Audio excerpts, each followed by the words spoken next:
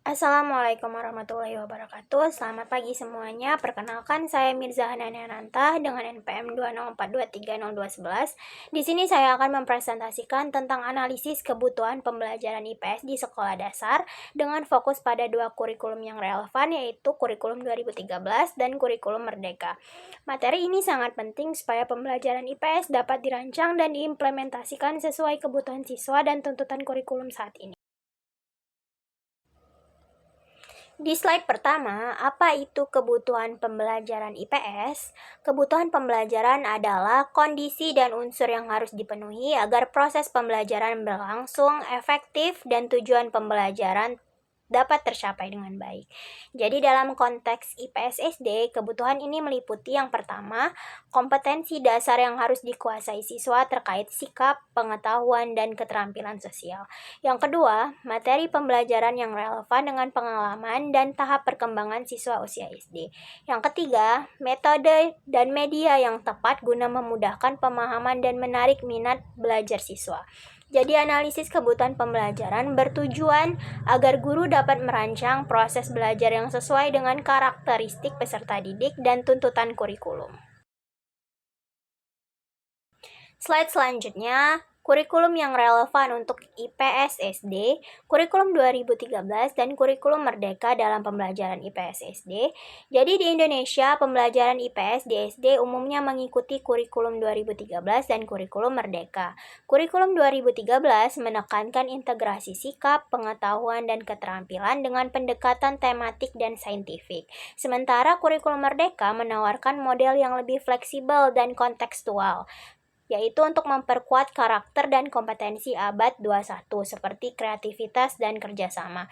Jadi di sini sudah dijelaskan perbedaan antara kurikulum 2013 dan kurikulum Merdeka.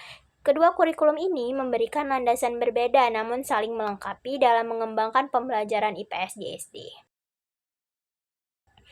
Slide selanjutnya, dokumen kurikulum 2013 untuk IPS SD. Komponen dokumen kurikulum 2013 terkait IPS SD berisi kompetensi inti dan kompetensi dasar yang harus dikembangkan. Materinya mencakup lingkungan sosial, budaya, ekonomi, dan kewarganegaraan dalam bentuk tema dan subtema. Pembelajaran menggunakan pendekatan saintifik dengan siklus observasi, bertanya, mencoba, menalar, dan mengomunikasikan. Jadi penilaian dilakukan secara berkelanjutan mencakup sikap, pengetahuan, dan keterampilan. Jadi di sini sudah ada komponen dokumen kurikulum 2013 yang terkait IPS SD. Contoh tema yang relevan di kurikulum 2013 ini yaitu lingkungan rumah dan sekolah, kemudian kebersamaan dan keanekaragaman budaya. Slide selanjutnya yaitu dokumen kurikulum Merdeka untuk IPS SD. Karakteristik dokumen kurikulum Merdeka. Kurikulum Merdeka memiliki fokus pada pengembangan pembelajaran berbasis proyek dan pengalaman langsung. Materi ini disajikan secara kontekstual, memungkinkan guru menyesuaikan dengan karakteristik dan kebutuhan lokal siswa. Jadi pembelajaran menguatkan literasi, numerasi, dan pengembangan karakter positif secara menyeluruh. Di sini pembelajaran IPS dalam kurikulum Merdeka berfokus pada beberapa hal, yaitu penguatan literasi dan numerasi melalui tema yang kontekstual. Yang kedua, pembelajaran berpusat pada siswa dengan menggunakan metode eksperiensial dan proyek. Yang ketiga, siswa diajak belajar dengan eksplorasi langsung terhadap lingkungan sosial dan budaya sekitar. Jadi penilaiannya berorientasi pada hasil proyek dan proses refleksi siswa.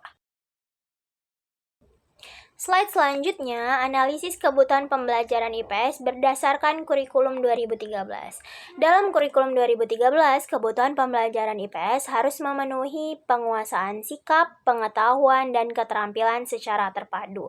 Jadi pendekatan saintifik digunakan untuk melatih siswa berpikir kritis dan kreatif. Kemudian guru perlu menggunakan media pembelajaran yang menarik dan sesuai untuk mendukung pemahaman siswa. Slide selanjutnya yaitu analisis kebutuhan pembelajaran IPS berdasarkan kurikulum merdeka. Untuk kurikulum merdeka, pembelajaran disesuaikan dengan kondisi nyata sekitar siswa agar relevan dan bermakna.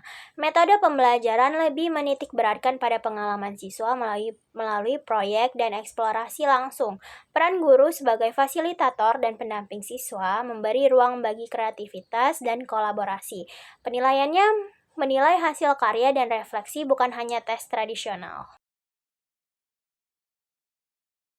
Nah, di slide selanjutnya sudah ada perbandingan kebutuhan pembelajaran IPS kurikulum 2013 dan kurikulum merdeka.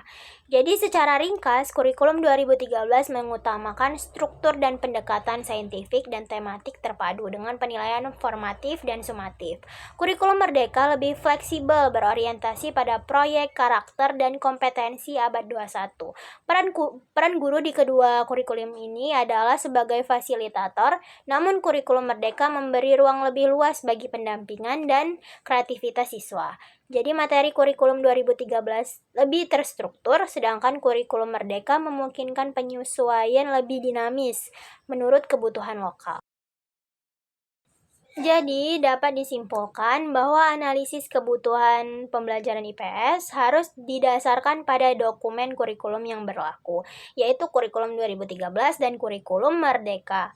Memahami perbedaan dan keunggulan kedua kurikulum akan membantu guru menyesuaikan metode dan materi pembelajaran agar efektif bagi siswa SD.